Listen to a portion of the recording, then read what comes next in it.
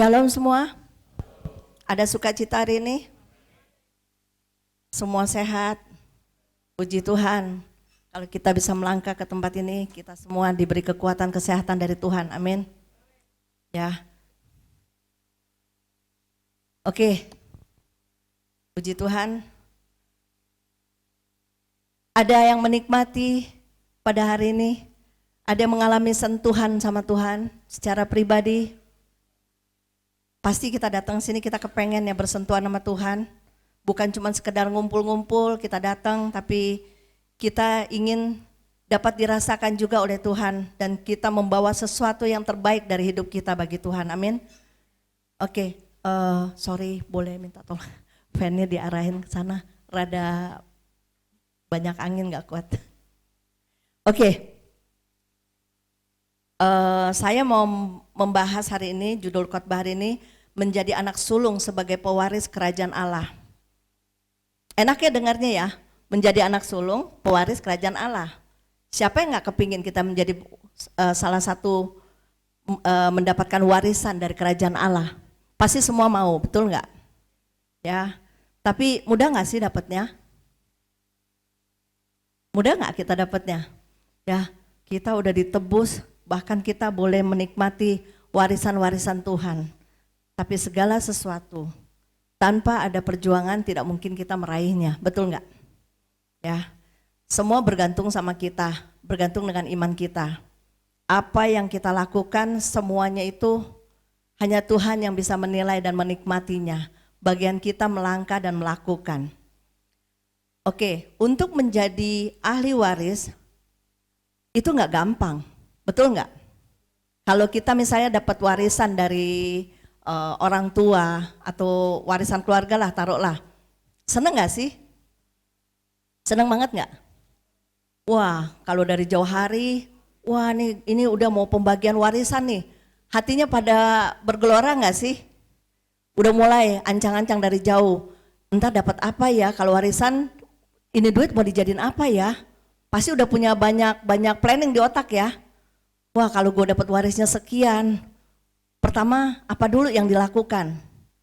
Seneng-seneng atau kita punya tanggung jawab atas warisan? Semuanya punya masing-masing cara untuk menerima warisan.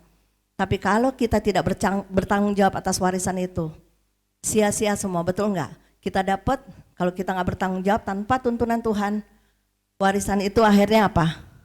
Tidak berguna buat kita. Sebentar saja ada, setelah itu habis. Wah kalau dapat duit misalnya, warisan saya dapat 10 M. Kira-kira apa sih yang kalian mau lakukan? Otaknya apa kita mau buka usaha ini, usaha itu, beli mobil yang bagus. Udah ngeliat ini itu dari jauh hari ya, dari jauh hari ngelihatnya. Apa nih yang bisa dikelola sama duit ini? Enak gak sih ngayal sebenarnya? Kalau kita semua dapat warisan, enak gak?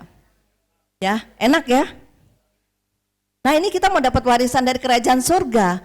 Kalian pernah juga gak sih punya pikiran ke sana bahwa enak ya kalau kita dapat warisan kerajaan surga? Kita ngapain ya di sana ya? Tapi yang udah-udah kan kita lebih menikmati warisan dunia, betul gak? Gak bohong ya? Betul gak? Ya, kadang kita kalau warisan dunia excitednya luar biasa, jauh hari kita udah punya planning. Kalau kita dapat bulan misalnya ini sekarang bulan Juni, wah kalau misalnya nanti akhir bulan udah cair nih duitnya nih. Mulai Agustus, apa kita lihat tiket pesawat nih, kita jalan kemana dulu nih. Beli ini, beli itu, mobil udah lihat buka-buka katalog, wah lihat mobil bagus-bagus. Pernah gak kita pikirin sesuatu di mana kita dapat warisan, kita melakukan sesuatu bagi Tuhan. Ya. Untuk menjadi ahli waris harus memiliki tanggung jawab yang besar. Jika kita mewarisi sesuatu tanpa tanggung jawab, pasti habis dengan sia-sia. Betul enggak? Tanpa tuntunan Tuhan, sekalipun kita dapat warisan secara dunia, tapi kalau tanpa tuntunan Tuhan, warisan itu juga tidak bisa dinikmati sama Tuhan. Kenapa? Kalau warisan itu dari Tuhan, harusnya Tuhan yang menikmati pertama, betul nggak sih? Ya, kita harus menjadi bendahara yang setia, kita harus mengelola dengan setia. Kenapa? Kita berdoa minta, Ketika kita dapat, habis itu kita lupa. Sang pemberi warisannya itu kita singkirkan. Khotbah saya kayaknya nyerempet-nyerempetnya sama terus ya ke sana ya. Betul nggak? Ya, jadi siapa yang menjadi prioritas utama dalam hidup kita sebenarnya? Sampai hari ini. Masing-masing kita selidiki hati kita. Prioritas kita yang utama siapa sih sekarang ini yang ada dalam hidup kita? Hah? Prioritas kita yang utama sekali dalam hidup kita. Mungkin Rita, prioritas Rita yang utama siapa sih? Hah? Tuhan, amin. Mungkin ada yang jawabannya lain? Semua pasti prioritas harusnya Tuhan ya. Tapi betul nggak sih prioritas utama kita Tuhan? Prakteknya cuma kita sendiri yang bisa menjawab, betul nggak? Ya. Jika Tuhan menjadi prioritas utama dalam hidup kita, kita harus butuh tindakan yang sesuai dengan perkataan kita. Kadang kita bilang, Tuhan Engkau menjadi prioritas utama dalam hidupku. Tapi faktanya ketika kita menjalankan hidup ini, apakah betul prioritas itu menjadi utama? Bahwa Tuhan yang menjadi utama dalam hidup kita? Hanya kita sendiri yang bisa menjawab. Ya, kita ini ahli waris loh. Kenapa kalau kita menerima warisan dunia kita begitu excited, tapi ketika Tuhan bilang kamu akan menerima warisan, kita nggak seperti excited seperti kita dapat warisan dunia. Kita menyambut kayaknya warisan itu biasa-biasa aja. Kenapa? Karena kita pada dasarnya masih terikat hati kita dengan dunia, sehingga ketika Tuhan mempersembahkan satu warisan yang luar biasa, itu rasanya cemplang bagi kita. Kenapa? Karena kita juga belum menikmati Tuhan dan kita juga tidak dinikmati Tuhan. Kalau kita betul-betul tahu warisan itu, pasti kita akan berjuang. Betul nggak sih? Ya, apapun resikonya pasti kita berjuang. Kenapa? Dunia aja kita bisa berjuang. Kalau dapat warisan masih kurang dikit, kita bisa. Jadi semua tergantung kepada kita, diri kita masing-masing. Kalau cek, oke. Semua tergantung diri kita masing-masing. Siapa yang menjadi prioritas utama dalam hidup kita? Kalau memang kita bilang Tuhan, jika Tuhan menjadi prioritas utama dalam hidup kita, butuh tindakan sesuai dengan perkataan, jangan cuman ucapan. Kita gampang ngomong, kita bilang Tuhan prioritas utama, tapi prakteknya Tuhan tidak pernah jadi prioritas utama. Coba aja kita lihat keseharian kita, antara pekerjaan Tuhan dengan kita punya kedagingan, kayaknya lebih enak kedagingan kita yang kita isi. Wah, hari Minggu gak bisa nih, gue pelayanan ada undangan, pesta keluarga nih. Wah, gak bisa nih, gue ada ulang tahun teman gue. Waduh, gak bisa nih, gue begini, gue begitu, gue mesti kerja. Kalau kerja terikat memang mesti ini, ya kita gak bisa ngomong ya. Tapi yang bisa, kadang-kadang paksain gak bisa. Tapi kita bilang Tuhan prioritas utama dalam hidup kita. Bahkan kita mau jadi pewaris, tapi kita tidak menghargai. Cek, oke. Lebih bagus. Thank you. Ya, kita nggak pernah memprioritaskan Tuhan. Coba deh, kita buka. Tadi ingat ya, menjadi anak sulung sebagai pewaris kerajaan Allah. Coba kita buka di 1 Yohanes 3 ayat 18.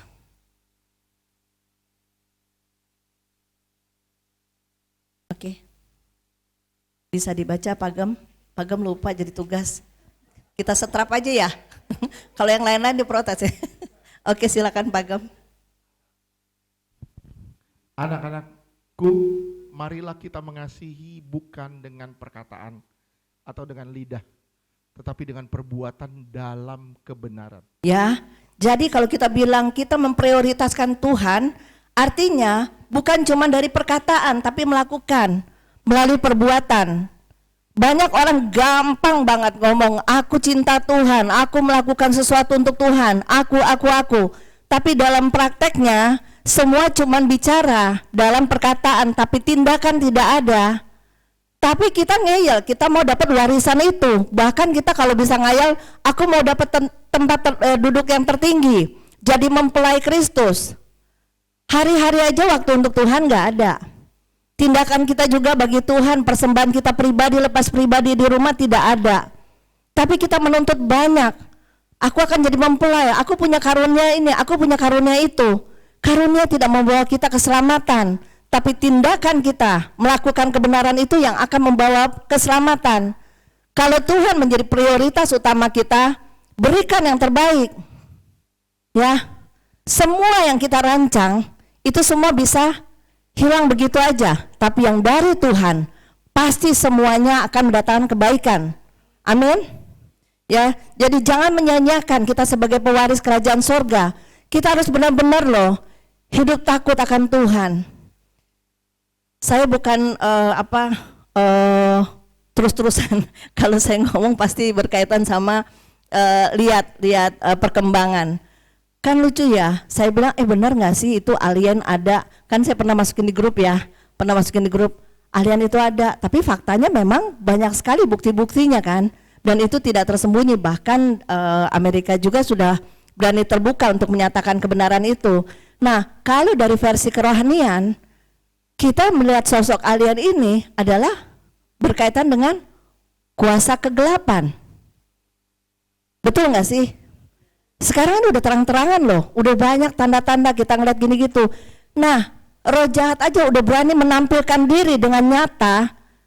Dulunya kita nggak lihat, dosa itu nggak kelihatan di dalam kita, tapi kita masih jatuh dalam dosa. Nah ini sekarang roh jahat udah muncul nyata di permukaan bumi ini. Dia kasih lihat sosoknya, baik dari laut, dari udara, dari darat, dari mana-mana. Dia bisa kasih lihat sosoknya. Sadar nggak kalau kita ini sebenarnya lagi kejar-kejaran dengan waktu, di mana satu hari akan digenapi semuanya. Jangan sampai kita menyesal loh. Kita lagi dikasih waktu sama Tuhan untuk mendapatkan hak warisan itu dari Tuhan sebagai anak sulung. Nanti saya akan jelaskan mengenai anak sulung ya. Anak sulung itu nggak gampang tanggung jawabnya.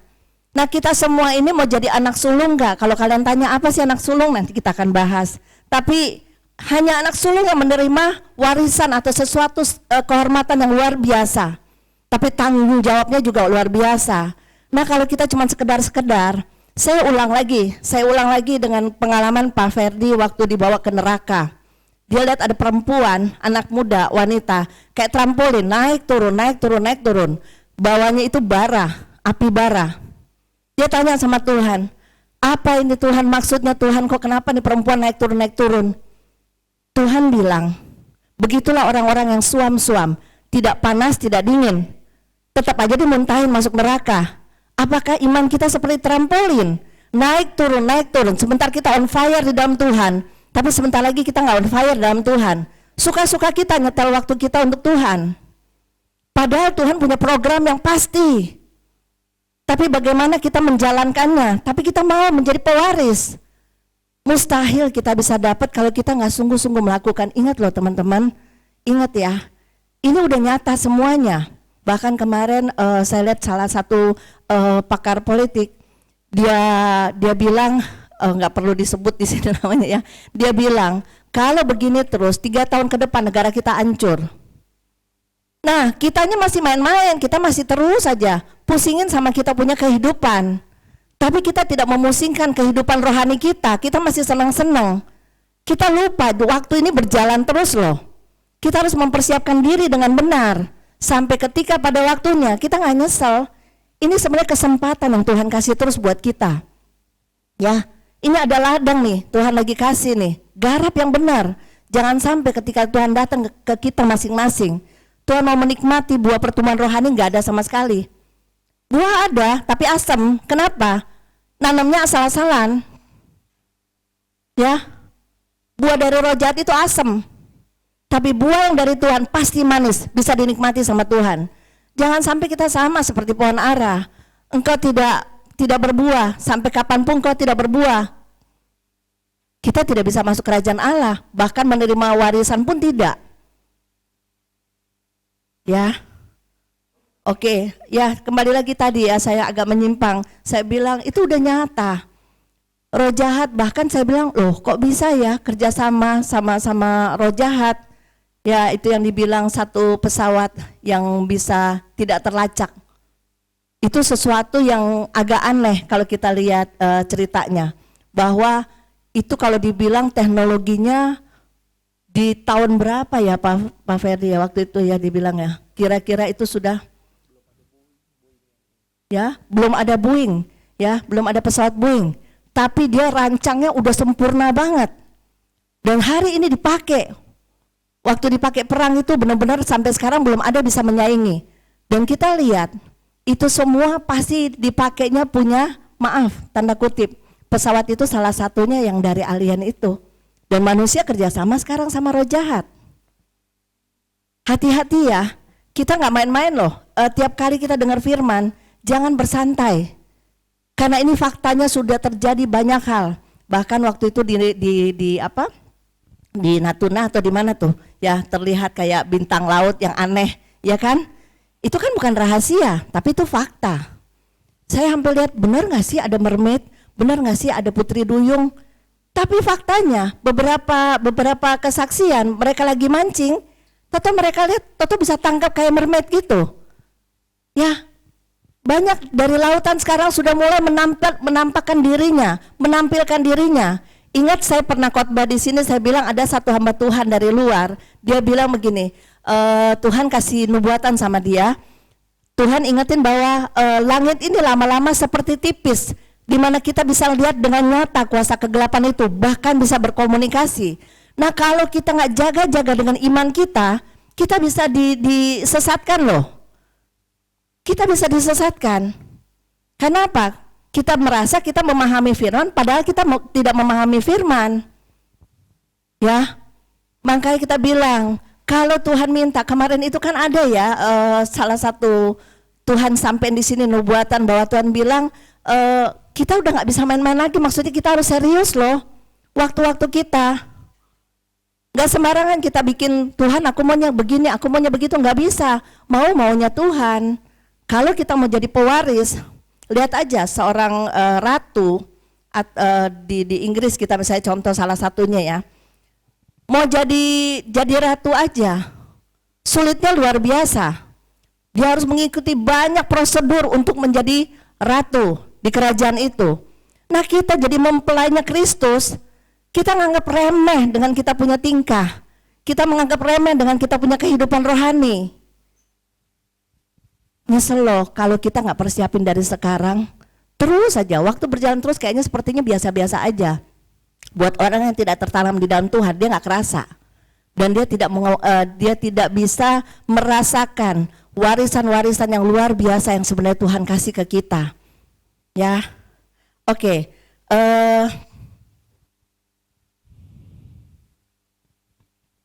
Jadi saya ingatkan sekali lagi ya. Jangan gampang kita bilang aku menjadi pewaris, tapi pada dasarnya kita sendiri juga tidak mengutamakan Tuhan dalam hidup kita. Kalau kita bilang kita mengutamakan apapun resikonya, kita pasti harus bisa. Karena apa? Kita berjalannya sama Tuhan, nggak mungkin nggak bisa. Ya, kalian sebenarnya punya pribadi punya kesaksian kok sama Tuhan, ngalamin Tuhan. Jangan menikmati hanya kesaksiannya aja, tapi bertumbuhlah di dalam Tuhan sungguh-sungguh. Ya, jangan hal-hal sepele kita jadi besar-besarkan sehingga apa? Mati rohani kita karena kita nggak punya hubungan sama Tuhan. Bisa nggak kita lihat sesuatu yang positif? Kalau teman kita lagi lemah, ayo kita sama-sama dong tarik. Buat apa kita gandengan tangan di sini? Kalau teman-teman kita yang lemah, kita nganggap nggak perlu lah. Gue maunya begini mau gitu. Itu egomu yang menutup segala pintumu sendiri untuk mendapatkan hak waris itu. Ya, saya juga ulang-ulang saya bilang begini, ingat ya, pelayanan itu nggak mudah loh, apalagi yang berdiri di mimbar sini nih, nggak mudah. Ya, mereka mempersiapkan diri dengan begitu rupa, banyak hal yang mereka mempersiapkan diri. Wajar kalau misalnya ada yang salah atau apa, harusnya mau salah mau benar di mata Tuhan tidak pernah salah. Misalnya main gitar salah atau main apa salah, tidak ada salah di mata Tuhan. Kenapa? Yang Tuhan nikmati adalah hatimu. Kalau ketika ada teman kita yang salah di sini, terus kita datang ke sini kan kita beribadah, betul nggak? Mempersembahkan buat Tuhan, betul nggak sih? Ya. Terus tiba-tiba teman kita salah, terus kita mulai menilai. Kita kehilangan upah loh di situ. Kenapa? Kita lagi datang persembahan terus kita sibuk lihat kiri kanan. Waduh, dia nggak benar. Waduh, suaranya nggak enak. waduh begini, waduh begitu. Kita mulai jadi hakim di situ. Sementara Tuhan lagi mau nikmatin kita, kita udah lepas dari semua masuk hadirat Tuhan sebenarnya. Ya, mau satu, mau dua, ini dulu yang Tuhan selidiki. Nggak mudah loh, saya berdiri di sini juga nggak mudah.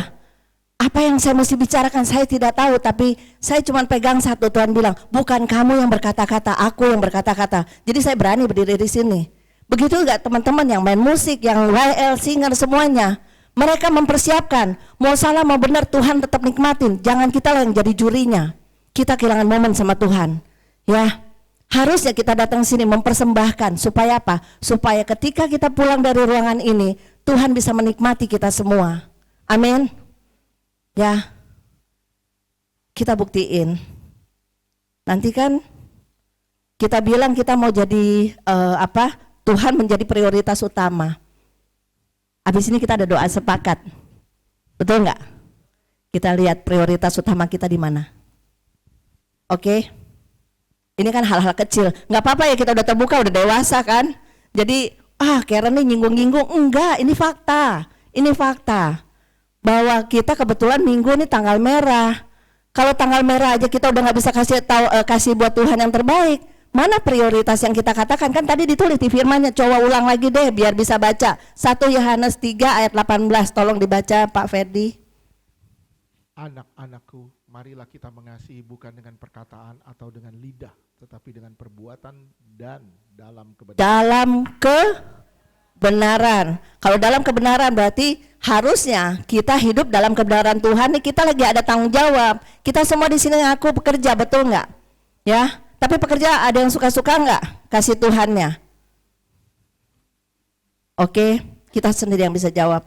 Banyak orang berkata Tuhanlah prioritas utama dalam hidup, tetapi hanya sejauh perkataan. Jangan sampai itu ya, di sini nggak ada. Saya percaya di sini mau betul-betul sungguh-sungguh memberi yang terbaik buat Tuhan. Amin. Apakah Tuhan sudah menjadi prioritas utama dalam saudara? Nah, ini yang kita terus tanamkan di dalam hidup kita. Betul nggak sih Tuhan prioritas utama? Betul nggak sih? Kalau Pak Ferdi di Iktus, kalau setiap doa, teman-temannya ikut di Iktus pasti tahu, jangan pernah menganggur. Artinya apa? Ketika kita melangkah ke gedung ini, kita tahu Tuhan sudah hadir. Jangan pernah kita menganggur, lakukan sesuatu. Puji Tuhan teman-teman semua bergerak ya di hari biasa, Senin, Rabu, Jumat. Padahal ya nanti kita sampai malam nih, besok itu ibu-ibu yang lain, bapak-bapak semua pada datang, masih melakukan sesuatu dan tidak menganggur. Mereka melakukan sesuatu, ya harus kita melakukan momen-momen itu sesuatu yang dapat dinikmati Tuhan. Amin. Jangan menganggur, teman-teman di sini juga jangan menganggur. Lakukan sesuatu bagi Tuhan. Ya, mungkin saya ngomong begini kayak, ini ngomongnya kayak kejem banget atau menghakimi. Saya nggak pusing. Yang penting satu pusing, di mana kalian benar-benar bisa dirasakan Tuhan. Kita udah banyak tiap hari dapat sesuatu yang keras di sini. Tapi jangan cuma bilang firman-Nya keras ya, tapi hatimu lebih keras dari firman itu. Firman aja nggak bisa tembus. Kamu bilang firman-Nya keras sekali, hatimu lebih keras. Tidak bisa dinikmatin sama Tuhan. Harusnya kita punya hati yang lembut supaya apa? Supaya benar-benar tertanam dan berakar di dalam kita. Ada perubahan tiap hari, tiap minggu, tiap bulan, tiap tahun. Dan tahun-tahun berikutnya kita menjadi berbeda. Ketika kita lihat, wah Bu Yuli glowing ya, glowingnya makanya glorify di dalam Tuhan. Orang bisa merasakan tanpa perkataan loh. Betul gak sih? Jangan sampai pas lihat, wah dia gitu, dia lagi sama juga. Dulu gue kenal dia, hari ini sama juga dia seperti itu. Hati-hati ya teman-teman. Kita harus berubah, kita harus belajar terus mencari kebenaran itu. Rugi hari ini kita punya kesempatan untuk menggarap ladang Tuhan. Kalau kita garapnya asal-asalan, percaya deh, ketika ada badai yang kenceng itu datang, kalian yang akan menyesal sendiri. Kita cuma bisa mengarahkan, kita dikasih makanan yang sama, kita dikasih sesuatu semua yang sama. Tinggal masing-masing hati kita, siapa yang keras, siapa yang lembut, masing-masing mereka akan tabur tuai sendiri. Betul gak sih? Ya, kita semua sama, termasuk saya. Saya juga sama, saya juga butuh perubahan terus setiap hari. Walaupun saya banyak sekali kekurangan masih, tapi saya minta sama Tuhan, saya pengen rasain warisan itu kayak apa sih di kerajaan surga. Kalau kita warisan di dunia aja kita excited, kita udah bisa ngayal semuanya banyak hal. Pernah nggak kita ngayal kalau gue mati, kan nggak mungkin kita bilang di situ enak ya, ada mobil, ada gini, ada gitu, ada martabak, nggak mungkin. Pasti yang kita hayalin sesuatu yang indah, sesuatu yang wah luar biasa. Sampai kadang-kadang saya suka buka di YouTube ya, ngebayangin itu orang-orang yang bikin animasinya surga, animasi surga. Begitu aja buat kita udah tersentuh, lihatnya enak ya kalau di situ, mungkin damai gue ya. Nggak usah capek-capek lagi, nggak usah pusing-pusing lagi, tapi ada sukacita yang melimpah-limpah. Kita nggak perlu ada air mata, itu benar yang Tuhan bilang, tidak ada air mata. Itu padahal cuma visual aja yang kita ngayal. Dulu saya pernah ngobrol sama Bang Jo, kalau kita lagi dapat nubuatan, pengen banget coba siapa yang bisa terjemahin visual itu yang Tuhan kasih melalui nubuatan, supaya kita bisa tenggelam ngerasain gitu, apa yang Tuhan sampaikan. Ataukah kita sudah kering hari ini, udah gak punya rasa lagi? Jangan sampai begitu ya. Kita harus benar-benar ngerasain loh. Ini kalau kita tutup mata, kita nggak tahu umur kita. Hari ini ada, besok enggak. Jangan menganggap kita yang masih muda, gue masih panjang umur. Yang tua duluan mati, enggak begitu juga. Ya. Jadi kita harus hargain hidup kita. Oke? Oke. Kita kembali lagi sampai saya lupa tuh saking banyak ngomongnya. Oke. Jika Tuhan menjadi prioritas utama, maka posisi kita menjadi anak sulung yang sudah ditebus dan layak menerima hak waris kerajaan surga. Kita sudah ditebus dan ada janji hak warisan itu telah Tuhan siapkan. Tapi untuk menggapai itu bagaimana caranya? Nah, kita harus menjadi anak sulung di dunia ini untuk supaya benar-benar kita dapat hak waris di dunia dulu untuk bawa ke sana. Ya. Saya sekarang mungkin masih bingung jemaat gimana caranya, tapi nanti kita jelasin pelan-pelan. Coba kita baca deh. Sebentar. Bangsa Israel disebut anak sulung Allah di antara bangsa-bangsa. Karena memiliki hubungan khusus dengan Allah, mendapat hak istimewa, kasih dan perlindungan yang diberikan Tuhan pada umatnya. Lihat nggak sampai hari ini? Bangsa kecil loh. Betul nggak sih? Bangsa kecil. Udah dibom kanan kiri, udah semuanya pada tetangga, semua coba mau hancurin. Tapi selama Tuhan berdiri, walaupun mereka juga hidupnya nggak benar, bukan berarti di Israel itu semuanya orang percaya kayak kita, enggak. Campur-campur di sana, campur-campur. Tapi tetap bangsa itu adalah bangsa yang terpilih. Ya, sampai hari ini loh, nggak ada satu negara yang bisa menyentuh dia. Mana ada dunia yang bisa sampai dipakein kalau mau bom sampai nggak bisa masuk. Kalau bukan otaknya tuh dari Tuhan. Makanya Tuhan bilang kan, anak-anak Tuhan kepandaiannya rata-rata di atas anak dunia. Kenapa anak dunia sekarang banyak gagal? Ya, itu warisan loh. Tuhan kasih satu bangsa ini, bangsa kecil, tapi bisa menaklukkan bangsa-bangsa yang lain. Bangga nggak kita sebenarnya? Kita ini ada cangkukan dari sana loh. Sebenarnya kita ini juga dijanjikan Tuhan yang sama. Tapi kita tidak mempergunakannya dengan serius. Bahaya loh kalau kita nggak peduli seperti itu. Yesus menjadi yang sulung. Nah ini kita nanti masuk ke sana ya. Yesus menjadi yang sulung. Coba buka Kolose 1 ayat 18. Apa sih yang dimaksud sulung? Nanti saya akan jabarin. Ialah kepala tubuh, yaitu jemaat. Ya. Ialah yang sulung yang pertama bangkit dari antara orang mati, sehingga ia lebih utama dalam segala sesuatu. Ya, jadi dia rancang dulu, dia bikin dulu supaya dia menjadi sulung. Kalau dia sudah menyelesaikan, dia sebagai yang sulung, dia mengharapkan kita sebagai anak-anaknya melakukan seperti dia yang sulung, menjadi anak-anak sulung. Apa yang Tuhan kerjakan, kita harus kerjakan yang sama. Ya. Tidak mungkin kalau kita anak biasa-biasa saja, bukan anak sulung, kita nggak bisa menyelesaikannya. Karena apa? Kalau Tuhan tidak terlibat, tidak akan terlaksana. Masih bingung mungkin. Dia yang sulung mati dan bangkit supaya kita semua diselamatkan. Dan kita sebagai anak harus menjadi yang sulung untuk memberitakan keselamatan karena dia yang telah lebih dahulu menyelamatkan hidup kita. Artinya, kita menjadi sesuatu yang Tuhan lagi mewariskan kepada kita supaya kita melakukan apa yang Tuhan lakukan. Dia mati dan bangkit untuk menyiapkan tempat buat kita. Itu warisan kita di sana, betul nggak?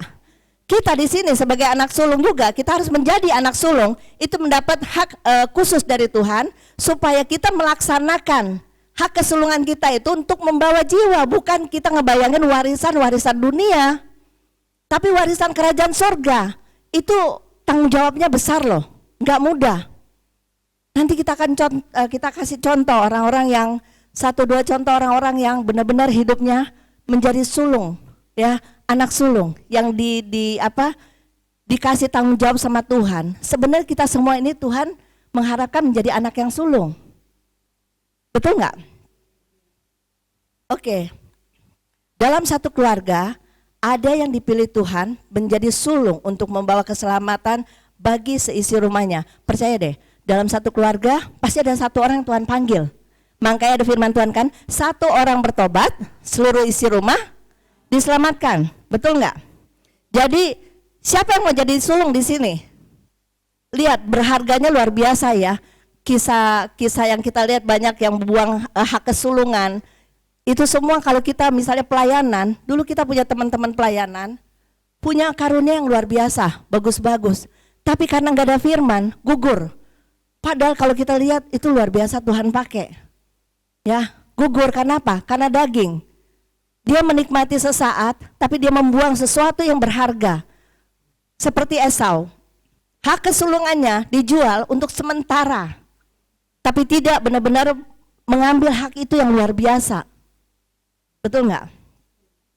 Coba kita lihat di Kisah Para Rasul 16 ayat 31.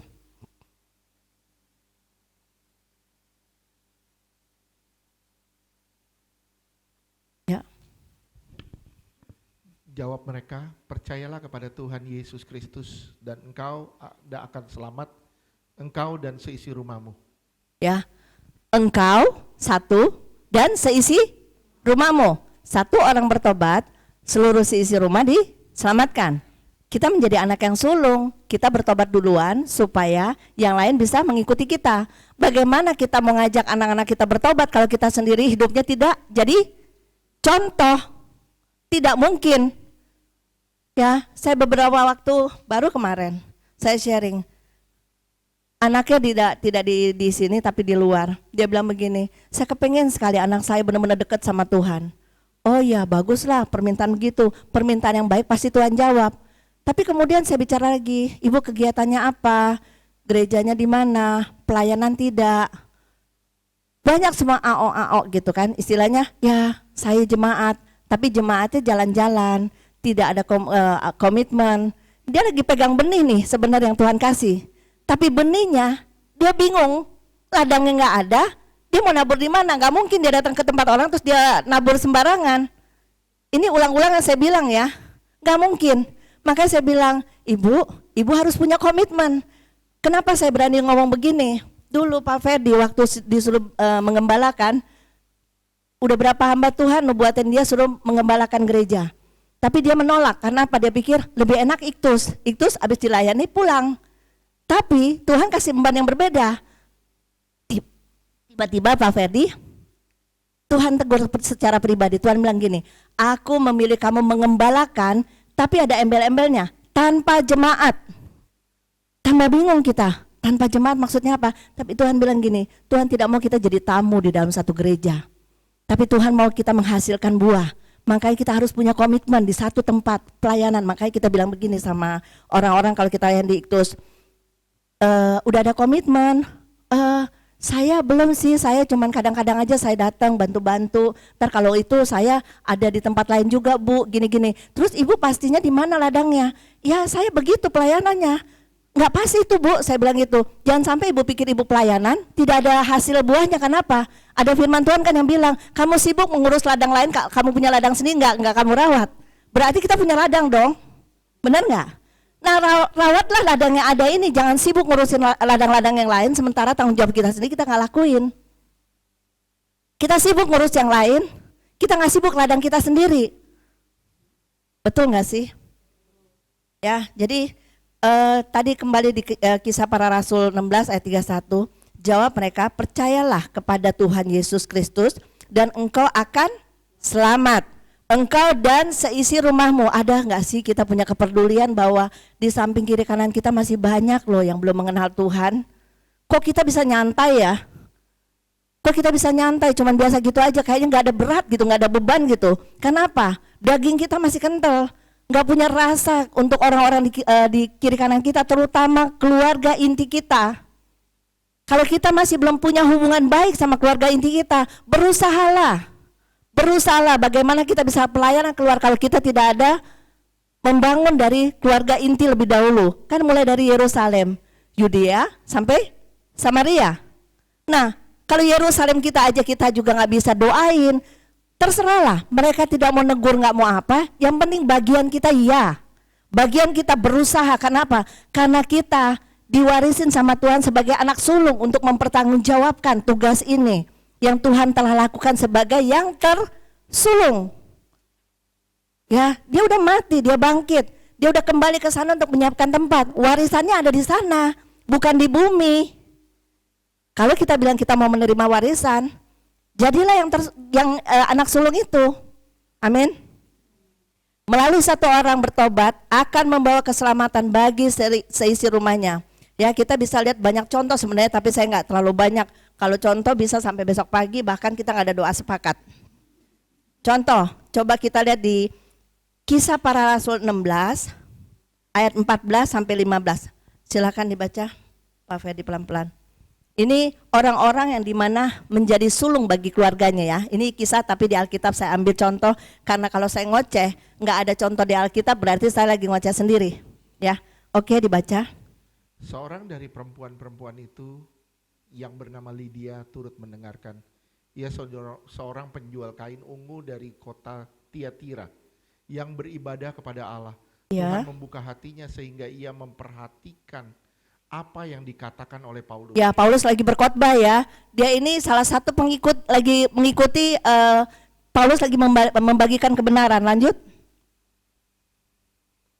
Sesudah ia dibaptis bersama-sama dengan seisi rumahnya, Ya. ia mengajak kami, katanya, jika kamu berpendapat bahwa aku sungguh-sungguh percaya kepada Tuhan, marilah menumpang di rumahku.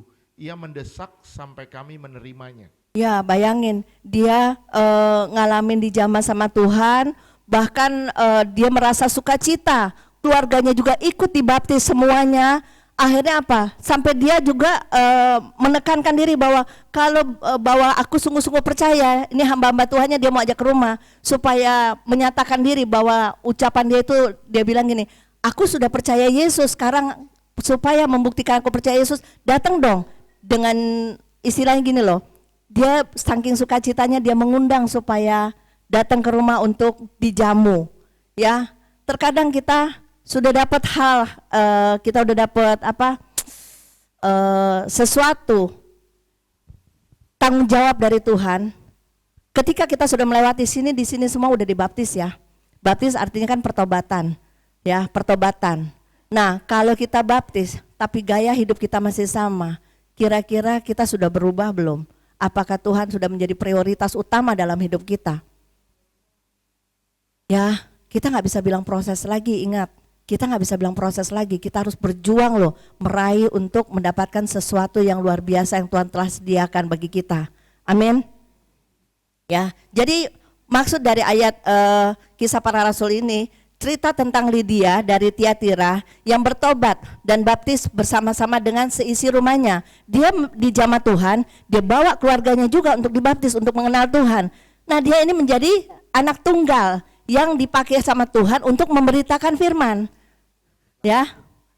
Anak sulung, sorry. Aduh, terima kasih. Terima kasih. Kok bisa jadi anak tunggal? Terima kasih kan? Saya bilang kan, pasti ada kesalahan, tapi puji Tuhan, ada juga yang digerakkan sama Tuhan. Coba kalau semuanya diam-diam aja kita sama-sama tersesat, betul nggak? Terima kasih, puji Tuhan.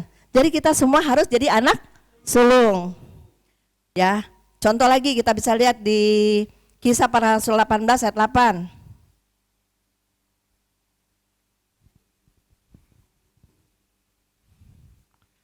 Tetapi Krispus, kepala rumah ibadah itu, menjadi percaya kepada Tuhan bersama-sama dengan seisi rumahnya. Ya, Dan banyak dari orang-orang Korintus yang mendengarkan pemberitaan Paulus menjadi percaya dan memberi diri mereka dibaptis. lihat ya. Ini dari satu orang, Paulus menginjil, kejama lagi ada orang yang tersentuh. Dia yang tersentuh, dia menyentuh lagi keluarganya. Akhirnya berapa? Berapa banyak jiwa bisa diselamatkan. Nah kita setiap hari ini dengar firman, tersentuh enggak sih? Tersentuh. Kalau tersentuh, harusnya kita juga menyentuh orang-orang di sekitar, orang-orang yang dekat dengan kita, keluarga inti kita, siapapun itu kita berdoa. Betul enggak? Kok pada sepi ya? Atau mereka lagi nggak tahu apa tujuannya, apa saya mungkin kurang tegas ngomongnya. Tapi intinya cuma satu, tujuan anak sulung itu kita dikasih tanggung jawab atau satu emban tugas yang Tuhan berikan untuk memberitakan Injil supaya kita mewarisi, bawa keluarga kita juga menikmati warisan dari kerajaan surga karena kita sudah mendapatkannya. Dan itu nggak mudah untuk posisi sebagai kita, tapi harus punya kerinduan menyatu sama Tuhan. Ada nggak sih yang baca saya punya tulisan renungan tiap minggu? Kayaknya cuma sedikit deh. Ya itu terserah masing-masing baca tidaknya. Yang penting itu udah pakai doa loh supaya bikinnya itu benar-benar jemaat bisa bertumbuh dan diberkati. Tapi kalau yang tidak mau baca ya terserah. Yang penting satu, bagian kita sudah melakukannya. Yang tidak mau terima, salah sendiri. Oke. Jadi Krispus, kepala rumah ibadat, percaya kepada Tuhan bersama-sama dengan seluruh seisi rumahnya. Ini yang kita sebut juga menjadi anak sulung. Siapa yang membaca renungan mingguan, ada yang tahu judulnya enggak? Kalau yang baca firman pasti tahu judulnya. Ya betul, ya taklukkan kehendak kita di bawah kehendak Tuhan. Kalau kita yang masih memerintah atas diri kita sendiri, kita tidak akan bisa ditaklukkan oleh Tuhan, betul nggak? Kita harus ditaklukkan dulu sama Tuhan melalui kebenaran, baru kita bisa dikendalikan sama Tuhan. Kalau kita masih menaklukkan diri kita sendiri tanpa ditaklukkan Tuhan, kita berjalannya bebas, tidak ada rasa kepedulian akan keselamatan orang-orang di sekitar kita. Kita kayak orang, maaf ya, mungkin kita pakainya bagus, semuanya bagus, tapi sebenarnya kita imannya barbar. Tahu nggak orang barbar? Ya, nggak ada hukum kayaknya gitu, nggak ada hukum lah, bebas. Tapi kita dapat hukum yang luar biasa dari kerajaan surga. Kita dapat amanat agung dari Tuhan loh, untuk melakukan sesuatu bagi kerajaannya. Adakah kita melakukan itu buat Tuhan? Oke. Jika kita tidak takluk di bawah kendali Tuhan, kita tidak akan menjadi anak sulung. Ya, nanti ini ke bawah kita makin ngerti mengenai anak sulung. Coba kita lihat Yakobus 1 ayat 18. Ini saya punya tulisan kemarin itu ya. Ini kalau nggak baca berarti kalian tidak tahu. Karena ini minggu kemarin hari tadi malam saya tulisnya ini. Oke, dibaca. Atas kehendaknya sendiri ia telah menjadikan kita oleh firman kebenaran, Ya, supaya kita pada tingkat yang tertentu menjadi anak sulung di antara semua ciptaannya. luar biasa nggak sih? Ngerti nggak sih ayat ini? Ya, atas kehendaknya sendiri, ini kehendak Tuhan sendiri. Ia telah menjadikan kita oleh firman kebenarannya. Ini kita diciptakan oleh firman kebenarannya. Dia berkata, sampai kita jadi sehari-hari ini, itu karena firman kebenarannya. Firman-Nya itu berkuasa. Ya. Nah, kalau firman-Nya berkuasa, kita dijadikan oleh firman-Nya, harus kita hidup juga berkualitas karena kuasanya Tuhan ada di dalam kita. Jangan sampai lama-lama kualitas firman itu tidak ada sehingga kita jalannya sendiri. Kita harus betul-betul mengisi kebenaran itu supaya kita kuat di dalam Tuhan. Ya, kita diciptakan dari firman kebenaran. Kita sangat sempurna pada dasarnya. Tapi kemudian kenapa kita sampai dirusak sama roh jahat? Mungkin yang sudah dilayani itu sudah tahu ya, karena diwariskan semua. Tapi masalahnya kan udah diberesin. Jangan salahin roh jahat lagi. Waduh nih karena roh jahat nih mancing, aduh karena gini-gini. Gak bisa. Kalau kita sudah dimerdekakan, makanya Pak Ferdi selalu ketika selesai pelayanan, dia salamin, dia bilang, bertanggung jawablah. Apa Pak Ferdi biasanya? Selamat menikmati kemerdekaan dengan Bertanggung jawab dan takut akan Tuhan. takut akan Tuhan. Ya, apakah sudah dipakai bahasa itu untuk membawa kita langkah berikutnya ketika selesai dalam pelayanan? Ya, harusnya itu menjadi rema. Oke. Menjadi anak sulung merupakan suatu gelar kehormatan, menerima hak istimewa. Kita ini semua sebenarnya anak-anak istimewa dari Tuhan, mendapatkan satu gelar kesulungan. Ya, lihat kayak Yakub, dengan cara apapun, walaupun banyak dulu kalau sekolah minggu kita kejebak dibilang Yakub itu penipu, pembohong. Tapi pada dasarnya dia menghargai sekali hak kesulungan itu. Dia tidak menyanyiakan. Nah, kita sebagai anak-anak sulung, kita menyanyiakan enggak? Kita dikasih loh tugas luar biasa loh sama Tuhan loh. Mendapatkan gelar kehormatan dari Tuhan untuk mempercayakan hidup kita menjadi terang bagi dunia yang gelap ini. Ya. Dan gelar itu kalau lihat, kalau kita lagi wisuda, wah bangga ya pakai toga, kita ditabiskan. Asal ini kalau ini belum ke sini berarti belum tabis. Kalau sudah dimiringin talinya berarti kita sudah ditabis. Ya, pakai toga bangga kita foto-foto. Kita ditabiskan menjadi warga kerajaan surga loh. Ya, sertifikat kita ada di sana. Luar biasa loh, Tuhan memateraikan kita menjadi milik kepunyaannya. Harusnya gaya hidup kita gaya hidup surgawi, bukan gaya hidup duniawi. Tadi ingat ya waktu pembukaan pertama kita ajak ngayal dulu. Ya, harta warisan. Wah, pasti otaknya pada jalan semua. Giliran kita nawarin hak warisan kerajaan surga, kayaknya cemplang. Tidak ada yang dirasakan. Kenapa? Karena Tuhan belum menjadi prioritas utama dalam hidup kita. Kalau kita udah sadar di situ, harusnya kita mulai berjaga-jaga. Kita mulai beberes lah dari sekarang, ya. Karena waktu berjalan terus. Jangan pikir masih jauh, masih lama. Tapi persiapan itu luar biasa harusnya. Makanya waktu ada nubuatan di sini kan dibilang, jangan bersantai, berlari, bukan waktunya lagi berjalan. Berlari, artinya kejar kekudusan itu, supaya kita tidak terlambat. Jangan sampai kayak 5 wanita bodoh, 5 wanita pintar, ya. Mereka cukup pelitanya. Nah, kita bersantai-santai, ketika kita pada waktunya kita ngadepin hal itu, pelita kita nggak cukup, pasti kita morat-marit, nangis. Percuma kalau kita mau minta lagi, kasih dong gue dikit minyaknya, terlambat.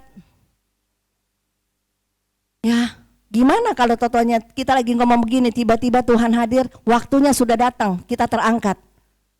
Termasuk saya masih juga rasanya kayak kurang pede gitu. Kurang pede, masih banyak sekali kekurangan. Tapi minimal kita menyadari siapa kita, siapa Tuhan.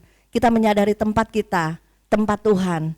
Kalau kita lebih kepentingan kita bisa jor-joran, sakit semuanya, senang-senang buat kita. Kenapa kita gak jor-joran buat Tuhan? Ya, makanya kan ada lagu ya, tiap langkahku diatur oleh Tuhan. Betul loh, tiap langkah kita diatur oleh Tuhan kalau kita di jalan Tuhan. Kalau kita nggak di jalan Tuhan, siapa yang mengatur langkah kita? Kita harus jalan di jalan Tuhan, amin. Oke. Menerima hak istimewa dan kehormatan sebagai tebusan dikhususkan menjadi yang paling berharga dan memiliki tujuan mulia bagi Allah di tengah dunia yang gelap ini. Ini sesuatu yang mulia loh, Tuhan kasih suatu kehormatan sebagai tebusan. Kita ini udah ditebus, sebagai tebusan kita berhak mendapatkan warisan itu. Tapi kita dipakai sama Tuhan, kita dipilih sama Tuhan menjadi anak sulung untuk memberitakan kebenaran supaya banyak orang-orang bisa diselamatkan. Karena Tuhan sudah yang tersulung, dia mati, dia bangkit, dia kembali ke sana dan dia kasih Roh Kudus ke kita. Kitalah orang-orang yang dipilih, bangsa yang dipilih, imamat yang rajani ya. Kita nih imamat yang rajani. Masa imamat yang rajani nyantai? Ada gak sih orang kayaknya lebih banyak bisa tidur daripada kita melakukan sesuatu bagi kerajaan surga? Tidur tanda kutip ya, tidur kita kegiatan banyak dalam 1 kali 24 jam. Tapi tertidur rohani kita tidak melakukan sesuatu bagi kerajaannya. Jangan sampai rohani kita tidur, ya. Oleh sebab itu, taklukkan hidup kita melalui kebenarannya, supaya kita menerima hak istimewa sebagai tebusannya. Inilah tanda cinta kita pada Tuhan, menjadikan Tuhan sebagai prioritas utama dalam hidup kita. Gak mudah memang, gak mudah. Tapi kita harus berjuang. Ya, saudaraku, tubuh kita ini adalah bait Roh Kudus Allah. Jaga kehadiran dia di dalam hidup kita. Undang dia betul-betul untuk dia benar-benar memenuhi hidup kita. Sampai seperti Paulus bilang, adalah hidupku bukan aku lagi tapi Kristus dalamku. Penuhi semua apa yang menjadi kesukaan Tuhan dalam hidup kita. Supaya Tuhan betul-betul bisa menikmati kita. Jangan sampai kita sekedar aktivitas, karena kita nggak ada kegiatan, akhirnya kita cuma beraktivitas. Tapi kita sebenarnya Tuhan mau kerinduan dari hati kita. Ketika kita melangkah, itu ada sesuatu yang luar biasa yang kita lagi melihat di balik kematian kita. Semangat kita menggebu-gebu, warisan yang Tuhan lagi persiapkan buat kita. Jika kita mau menjadi anak sulung, kita harus memprioritaskan Tuhan dalam hidup kita. Nah, mau gak sih dapat hak kesulungan itu, hak istimewa dan kehormatan dari Tuhan? Kok pada lemes sih? Mau gak sih? Amin.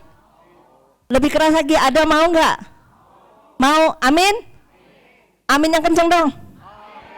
Terima dari Tuhan, pasti Tuhan beri. Kita kan minta ya, gak ada yang sesuatu. Tapi ingat, ada syaratnya. Betul gak? Ya. Siapa yang ingin menerima hak istimewa dan kehormatan, inilah syaratnya. Coba baca Roma 8 ayat 17.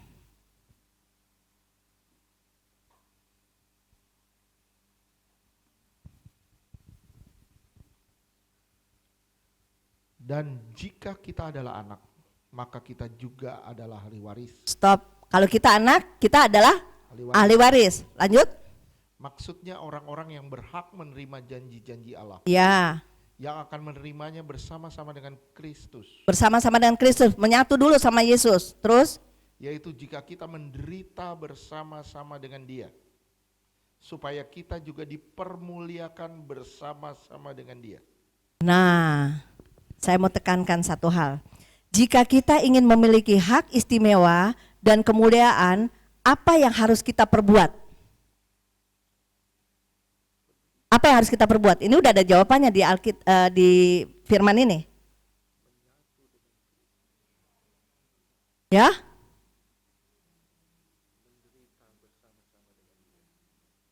Yosua? Apa? Michael?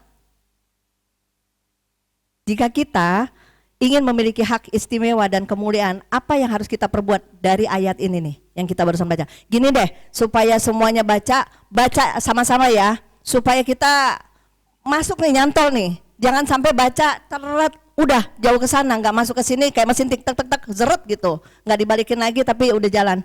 3, jangan balap-balapan ya. 3, 2, 1.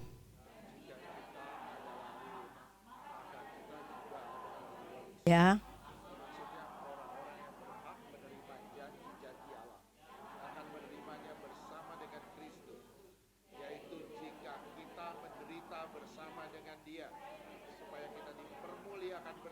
Amin. Tadi amin ya, keras ya. Jadi syaratnya satu, kalau kita mau menerima hak waris, kita harus menderita bersama-sama dengan Dia. Amin. Benar-benar amin. Puji Tuhan. Jadi kalau kita sampai ada masalah, jangan nangis lagi dong. Ya, kan kita bilang kita mau menderita bersama-sama dengan Dia. Masalah itu sebagai batu loncatan, nggak mungkin kalau kita udah tahu teori, nggak ada prakteknya, betul nggak? Firman ini kan teori, prakteknya gimana? Harus lewatin badai, masalah. Ya, masalah itu bukan menjadi sesuatu yang menakutkan, tapi menjadi batu loncatan. Kalau kita punya iman di dalam Tuhan, masalah itu jadi berkat banget loh. Tinggal cara sudut pandang kita aja melihatnya. Kalau ada firman, kita pasti melihat sesuatu yang indah yang Tuhan siapkan. Amin. Oke, jadi menderita bersama-sama dengan Dia ya. Bersediakah saudara menderita? Oke. Tadi kan udah amin-amin. Ini agak mengecil volume tapi ya lumayan lah, nggak apa-apa. Menderitanya udah mulai terkikis. Oke. Penderitaan dari sudut pandang rohani merupakan bentuk ujian iman. Betul nggak sih? Ya, kita kalau mau dimurnikan sama Tuhan harus lewat badai, harus lewat masalah. Karena Tuhan tidak pernah meninggalkan kita di tengah badai. Bahkan Dia mengajar kita untuk melawan badai itu. Dan ada juga perkataan Tuhan waktu kemarin salah satu nubuatan yang Rizka bikin, makanya saya nggak tahu teman-teman baca atau enggak, tapi dia begitu banyak dia bikin, saya selalu baca. Tuhan bilang, bahkan di badai pun kamu bisa menari. Artinya kita percaya walaupun kita melewati kesesakan, kita lewat masuk lembah kelam, tapi di situ Tuhan ada selalu bersama kita. Tapi kalau kita nggak punya hubungan sama Tuhan, kita pasti, benar nggak sih Tuhan sama gue? Benar nggak sih kalau Tuhan tuh lagi perhatiin masalah gue?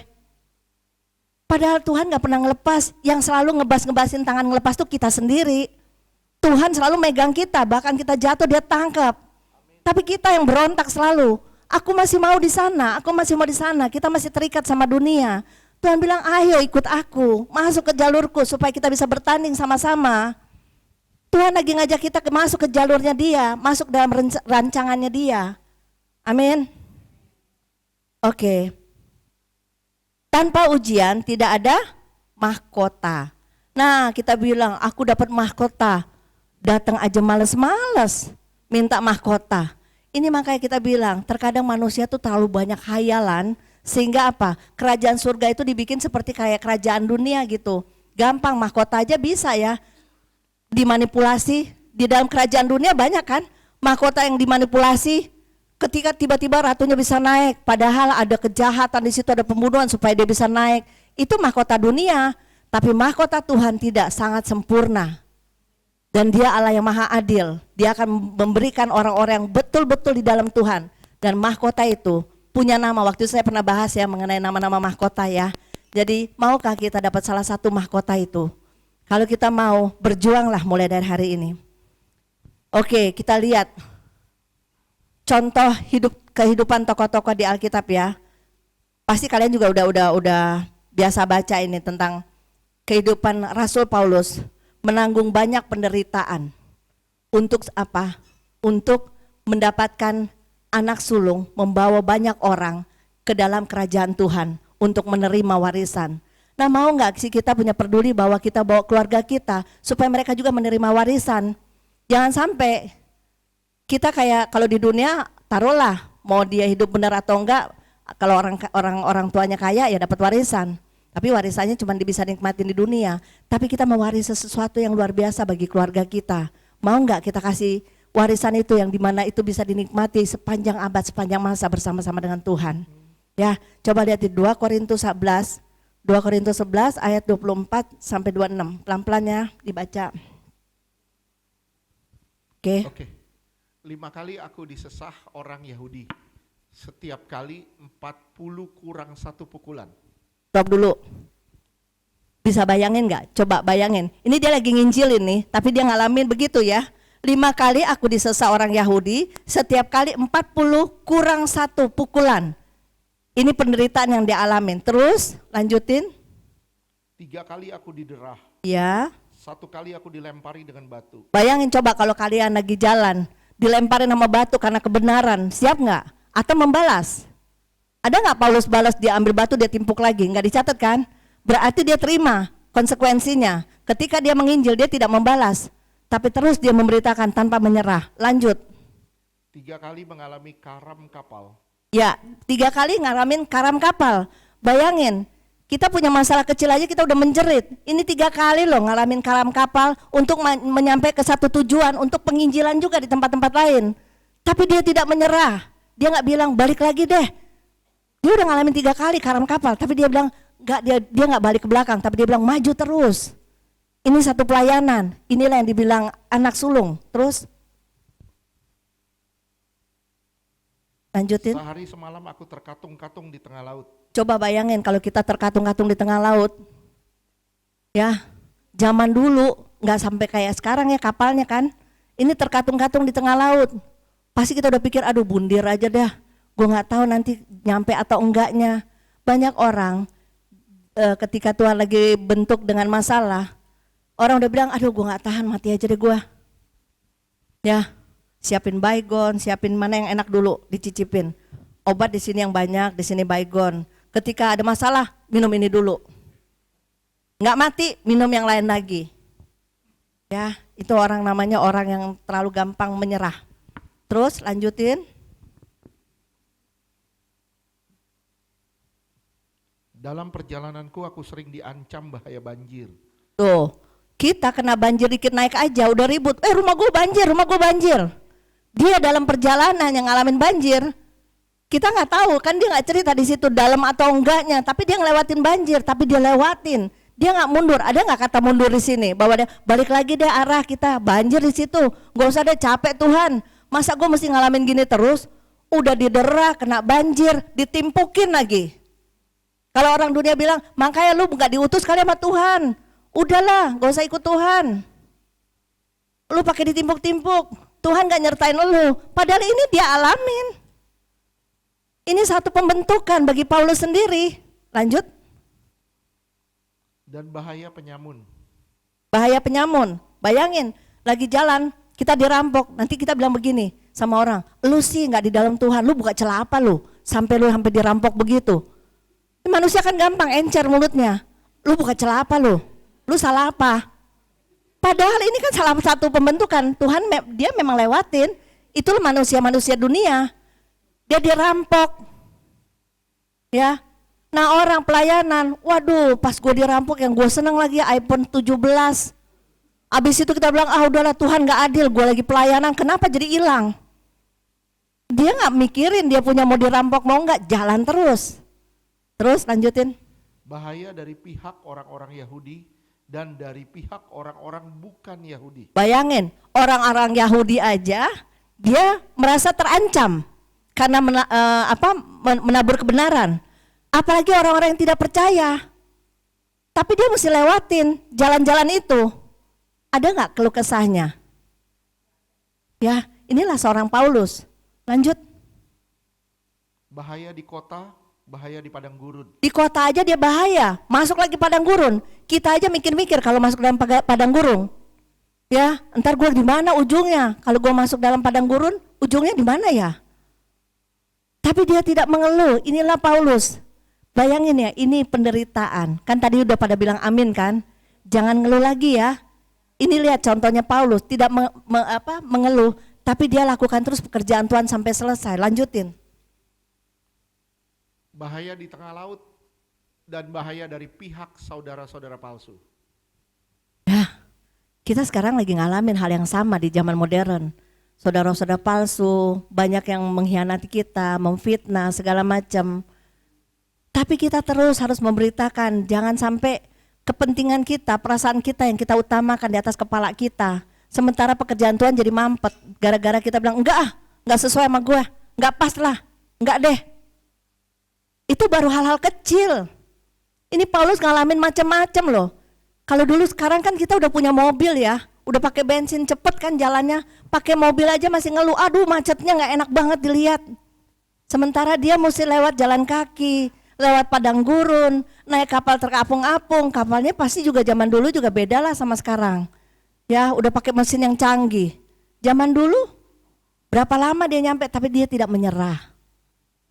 Ya. Oke. Paulus dianiaya, didera, dan dilempari. Demi kebenaran, Paulus sering kali diserang secara fisik oleh orang-orang yang menolak ajarannya. Dipenjara dan dirantai. Paulus sering ditangkap dan dibelenggu layaknya seorang penjahat yang berbahaya akibat kesaksiannya. Apakah ini mirip-mirip dengan pelayanan Tuhan? Ya, ketika Tuhan mau menyelesaikan di kayu salib, dia ngalamin hal yang sama, ditolak, dianiaya. Ya, sebelum Tuhan naik kayu salib dianiaya. Ini Paulus lakukan yang sama. Nah, penderitaan itu yang harus kita pikul sebenarnya kalau kita mau mendapat hak warisan. Jangan nganggap enteng sama pelayanan.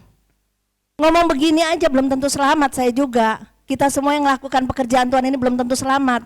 Yang Tuhan mau rasakan hubungan kita sama Tuhan, itu yang dia mau nikmati. Amin. Tapi kalau masih ada ego di dalam kita, gue mau begini, gue mau begitu, nggak pas sama gue. Kita yang jadi Tuhan. Tuhan belum memerintah di dalam kita. Betul nggak sih? Aduh, maaf kepancing, tapi puji Tuhan ketulusan hati yang jawab. Ya, dia di penjara. Paulus sering ditangkap dan dibelenggu, layaknya seorang penjahat yang berbahaya akibat kesaksiannya. Bahaya di perjalanan dan alam. Paulus sering ditangkap dan dibelenggu layaknya seorang penjahat yang berbahaya. Ini ulang-ulang, dia ngalamin ulang-ulang ya peristiwa itu. Berapa kali di situ disebut kapal. Yang pertama kapal, dia terkatung-katung, dia naik kapal lagi dalam banyak bahaya. Dia jalan, banyak sekali yang dialami Paulus. Kalau kita lihat, kayaknya capek gak sih ngeliat diri dia, Paulus? Kita cuma baca. Kalau kita benar-benar ngeklik sama pengorbanan Paulus, pasti kita bisa rasa. Tapi kalau kita cemplang, kita cuma baca kayak komik. Oh begitu, oh iya, yuk Paulus kasihan deh, ya udah. Tapi kita nggak menyelami di mana pengorbanan dia bagi sesuatu yang mendapatkan hak yang mulia dari Tuhan. Itu dia perjuangkan anak sulung bagi banyak orang, supaya banyak orang lain juga mendapatkan hak kesulungan itu dari Tuhan. Amin. Oke, tetapi Paulus tetap dapat bersukacita dalam kesengsaraannya. Ya, dia tetap masih bisa bersukacita dalam kesengsaraannya. Kita baru sedikit aja ngalamin masalah, kita udah nangis banyak hal, bahkan mau ninggalin Tuhan. Tapi Paulus, inilah perjuangan iman yang sesungguhnya. Kita sebagai orang-orang percaya, harusnya kita harus melewati seperti kayak gini, ya. Apapun yang kita alami, kita percaya bahwa semua akan mendatangkan kebaikan. Jadi kalau sekarang kita lagi ngalamin masalah, itu sesuatu kebaikan. Kita lihat satu lagi contoh Yusuf. Yusuf mengalami penderitaan yang panjang, dibuang ke sumur, dijual sebagai budak oleh saudara-saudaranya, difitnah hingga dikurung dalam penjara. Ya, Alkitab mencatat bahwa Tuhan selalu menyertai dia. Penderitaan tersebut adalah proses pembentukan Tuhan hingga Yesus diangkat menjadi proses dari Tuhan, sehingga Yusuf diangkat menjadi apa? Enggak tahu. Waduh, baca firman enggak? Ya, jadi ya diangkat di apa? Ya, makanya saya bilang kan, kalau kita baca, pasti kita tahu ceritanya tentang Yusuf. Tapi kalau saya ngomong begini, mereka cuma tahu sepotong-sepotong. Pas di ujung dicari, nggak ada yang tahu. 1-2 orang aja yang tahu. Berarti bagaimana kalian mau ke surga kalau cerita kisah di Alkitab aja kita nggak tahu semua. Ya, penderitaannya membawa keselamatan bagi keluarga besarnya. Lihat ya, dia didera, dibuang macam-macam, tapi ujung-ujungnya dia membawa keselamatan. Dia menjadi yang sulung di antara keluarganya, membawa keselamatan supaya keluarga-keluarganya tidak ada yang binasa. Amin. Bagaimana dengan saudara? Kalau Paulus bisa ngelewatin gitu, kalau Yusuf bisa ngelewatin gitu, bagaimana dengan iman saudara? Ada nggak pengorbanan? Gue mesti kerja, gue mesti begini, gue mesti begitu. Tapi kalau minta porsi dalam pelayanan, luar biasa. Tapi tanggung jawab tidak ada. Betul nggak sih? Termasuk saya. Saya kemarin tarik ulur, saya bilang gini, Fer, kamu deh yang khotbah, kenapa? Aduh sakit sini saya, aduh gini. Tapi di hati terus didorong, tetap lakuin. Sampai Pak Ferdi akhirnya saking ombang-ambing, nih Karen khotbah nggak sih? Karen khotbah nggak? Akhirnya dia juga baca, tapi ya nggak apa-apa lah memicu. Tapi terakhir saya bilang, udahlah kamu tidur, saya tetap jalan. Ya, karena biar gimana pun juga ada tanggung jawab. Gak mudah memang, tapi waktu-waktu sebenarnya kita bisa nikmatin, tapi kalau tanggung jawab kita lakukan dengan serius ya. Ini pekerjaan Tuhan. Karena ada jiwa yang Tuhan mau kita bersaksi, supaya melalui hidup kita, bukan kayak firman di atas tadi ya, gampang ngomong, melakukannya tidak. Banyak orang janji-janji sama Tuhan, melakukannya tidak. Ya, jadi apa yang kita ucapkan, tanggung jawablah dengan ucapan-ucapan kita, supaya kita benar-benar melakukannya. Amin. Oke, relakah menderita demi keselamatan keluarga besar dan orang-orang yang terhilang?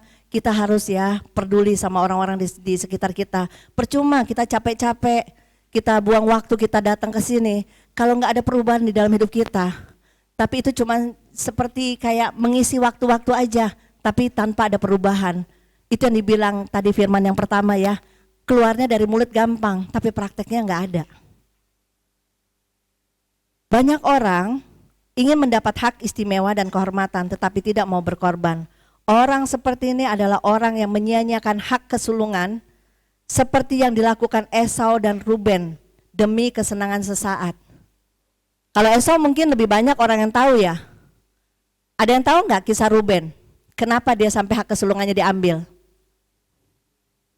Ya? Hah? Ruben anak dari Yakub. Ya, ya, kayaknya dari tadi media terus yang jawab, yang lainnya agak kosong-kosong sedikit sih gitu. Bukan sedikit, banyak sih. Tapi ya yang harus kita tahu kenapa sampai Ruben hak kesulungannya diambil, karena dia tidurin gundik bapaknya. Sehingga hak kesulungannya hilang. Ya, banyak orang menikmati sesaat aja, melakukan seks bebas, ngerokok, ngerusak tubuh, ngerusak hidup kita, tanpa kita pedulikan bahwa Tuhan juga hadir di dalam kita loh. Tuhan ada di dalam kita, tapi kita tidak mempedulikan kehadirannya Dia, sehingga apa? Buat kita rasanya cemplang. Hati-hati ya saudara, kita benar-benar harus berubah. Kalau kita begini-gini terus, kita gak akan bisa bertumbuh. Oke? Orang yang mencintai diri sendiri tidak akan peduli akan kehadiran Tuhan dan keadaan orang di sekitarnya. Ya, gampang kita kalau lihat dalam pelayanan, kalau kita nggak peduli sama sesama, sama aja kita orang yang mencintai diri sendiri. Kalau kita mencintai pekerjaan Tuhan, buat apa kita pagi-pagi gandengan tangan di sini? Kalau kita nggak peduli sama teman-teman kita juga. Dalam kekurangan, saya juga ada kekurangan. Pak Ferdi ada kekurangan, media ada kekurangan, Buku Suma ada kekurangan, Ignatius ada kekurangan. Tapi kekurangan itu menjadi plus-plus kalau kita saling gandengan tangan. Karena apa? Kelebihan dari masing-masing kita juga ada. Nah, kelebihan itulah bagi ke kita semua supaya kita saling menopang dalam kekurangan, semuanya jadi seimbang. Betul enggak? Ya, jadi siapapun kita lihat di sini, kalau ada orang yang kurang, belajarlah kita juga merangkul, bukan membuang, tapi kita merangkul. Amin. Gak mudah. Tapi bagaimana kalau itu menjadi pembentukan buat kita? Betul enggak? Ya. Orang yang mencintai diri sendiri tidak mau berkorban waktu bagi Tuhan, memuaskan diri sendiri dengan kepentingan pribadi, banyak alasan untuk menghindar dari tanggung jawab panggilan Tuhan. Ini rata-rata alasan, aduh saya nggak bisa. Padahal bisa, tapi gue mesti main futsal dulu nih. Gue mesti pedal dulu nih, kan sekarang lagi musim pedal ya. Gue pedal dulu nih. Padahal hari itu bisa, dia ada tanggung jawab. Enggak, gue pedal dulu. Gue begini, gue begitu. Tapi kita ngomong kita prioritas Tuhan yang utama. Itu kan cuma lip sync. Ya. Orang yang hatinya keras sulit untuk menyerap firman. Betul enggak? Ya. Jangan kita kategori orang-orang yang seperti ini. Tapi lembutkan hati kita supaya firman itu bisa tertanam dalam hidup kita. Amin. Jangan menyanyiakan firman Tuhan. Apa yang kita dengar hari ini, biar itu menjadi rema dan betul-betul kita praktekin. Ya, jangan sampai habis selesai ini jadi basi lagi. Orang yang basiin firman hari ini adalah orang-orang yang hatinya masih kayak batu, nggak bisa tertanam. Firman nggak bisa bertumbuh di dalam orang itu. Oke? Yang mendengar hari ini, jika hatimu keras, semua akan sirna sesaat apa yang ditabur. Tetapi yang lembut hatinya pasti akan merespon firman Tuhan. Jadi saya harap walaupun kita dengar hari ini, saya bicara di sini, saya berusaha pakai doa, saya minta Tuhan apa yang bisa dibagikan kepada jemaat. Sampai saya ganti-ganti judul, tanya Pak Ferdi, dari kemarin sampai hari ini, sampai tadi pagi, baru ini endingnya dapat judulnya. Kenapa? Saya ganti-ganti terus karena kok kesini larinya kesini, saya nggak tahu mesti ngomong apa. Saya juga tidak pandai untuk berbicara, tapi saya percaya Roh Allah yang berbicara. Saya cuma menyiapkan tubuh saya untuk dipakai, tapi jangan sia-siain. Ayo kita jadi anak-anak sulungnya Tuhan yang membawa berita bagi keluarga kita supaya mereka juga mendapatkan hak waris dari kerajaan surga. Amin. Oke, boleh nggak saya minta sebelum doa teman-teman Tim musik maju ke depan. Saya minta satu, peganglah tanganku Roh Kudus. Mungkin Rizka bisa.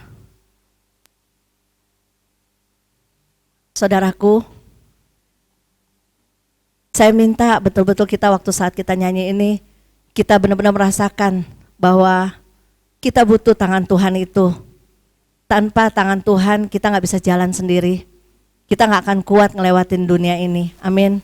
Jadi pegang betul-betul tangan Tuhan. Biar kita benar-benar masuk ke dalam jalannya Tuhan dan kita sampai pada tujuan. Bukan cuma sampai kita, tapi kita akan membawa warisan-warisan yang Tuhan nanti-nantikan itu. Orang-orang yang bisa menerimanya. Bukan cuma kita. Ya, kalau orang dunia warisannya untuk diri sendiri, untuk keluarga gue, untuk kesenangan gue. Kita nggak lihat di sekitar kita. Tapi warisan kerajaan sorga Tuhan bagikan buat semua. Dan itulah tugas kita untuk membagikan warisan itu supaya banyak orang yang bisa menikmati sebagai anak-anak sulungnya Tuhan. Ya, kalau kita mau jadi anak-anak sulung Tuhan, bagilah warisan itu bagi keluarga kita, siapapun yang bersentuhan dengan kita. Amin. Yuk Rizka, minta lagu Peganglah Tanganku Roh Kudus. Yuk kita dalam sikap doa, kita nyanyi sungguh-sungguh.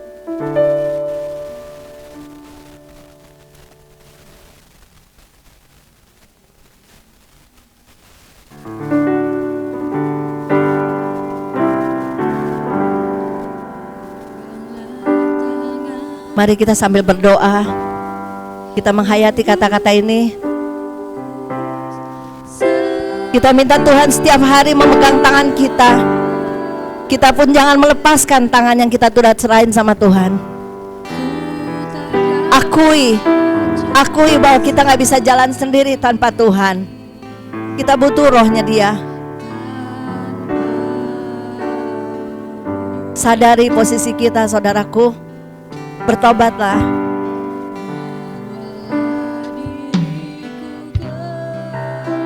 Bawa hidup kita, biar kebenaran itu masuk ke dalam kita, biar menjadi rema dalam hidup kita. Tanpa kebenaran tidak ada panduan dalam hidup kita. Jangan sampai kita tersesat karena kita tidak ada kebenaran. Saya minta jemaat sekali ini berdiri semua. Kita menghormati Dia sebagai Tuhan kita. Kita nyanyi sungguh-sungguh. Terima kasih Tuhan.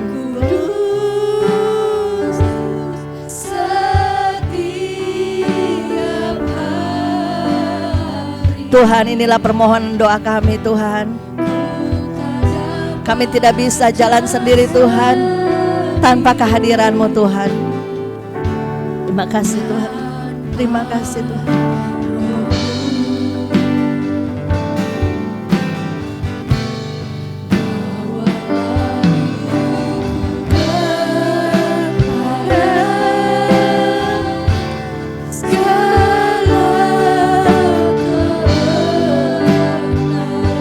Saudara, rasakan betul-betul apa yang kau ucapkan.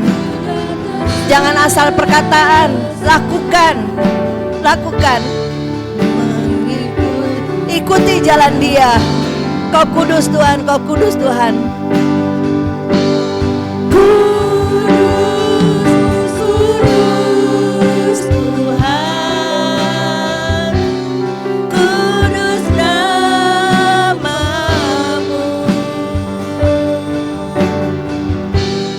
Ku beri syukur dalam simfoni indah. Berikan hatimu sungguh-sungguh. Berikan hatimu sungguh-sungguh bagi Tuhan. Kau luar biasa Tuhan. Terima kasih Tuhan Yesus. Ajaibnya nama-Mu.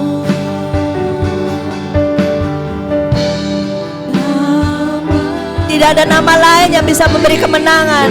Hanya Engkau Tuhan. Yesus namanya. Sekali lagi kita angkat dengan sungguh-sungguh ucapkan, kudus, kudus Tuhan. Engkau kudus Tuhan. Kudus, kudus Tuhan. Kudus nama-Mu. Tuhan, ku beri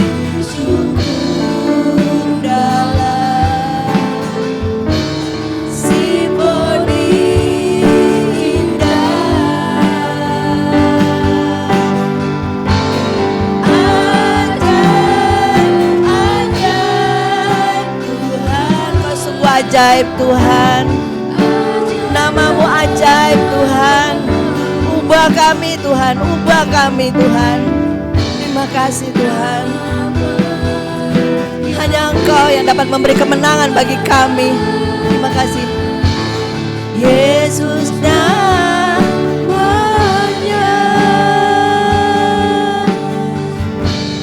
Nama yang beri menang.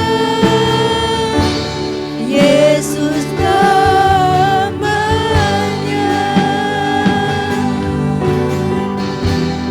Nama yang beri menang.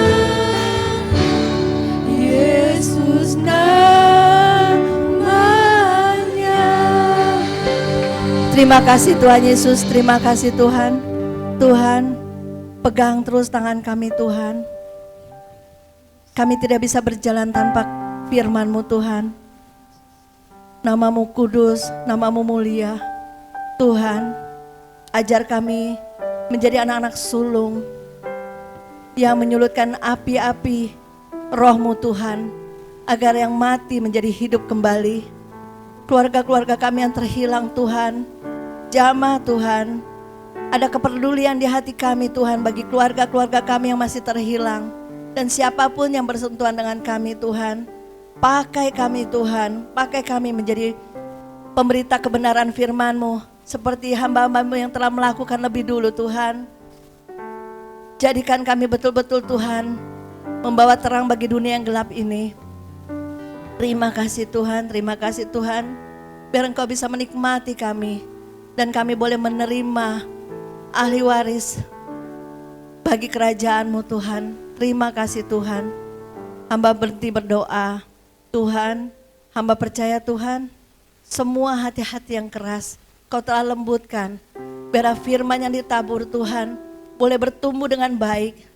Biar kami terus boleh menyirami Tuhan, sampai Engkau yang memberi pertumbuhan, dan Engkau menikmati buah-buah pertumbuhan rohani dalam hidup kami Tuhan. Ajar kami terus berlari Tuhan, mencapai tujuan yang benar, mengejar kekudusan, sehingga kami berkenan di hadapan-Mu. Terima kasih Bapa, berkati semua jemaat yang hadir pada siang hari Tuhan. Apapun yang mereka lakukan Tuhan, berkati semua Tuhan. Terima kasih Tuhan, hamba menyerahkan semua ke dalam tangan kasih-Mu. Materaikan apa yang telah dicapai melalui doa pada siang hari ini. Materaikan semuanya dengan darah Tuhan Yesus. Di dalam nama Yesus kami berdoa dan mengucap syukur. Haleluya. Amin. Silakan duduk. Tuhan berkati.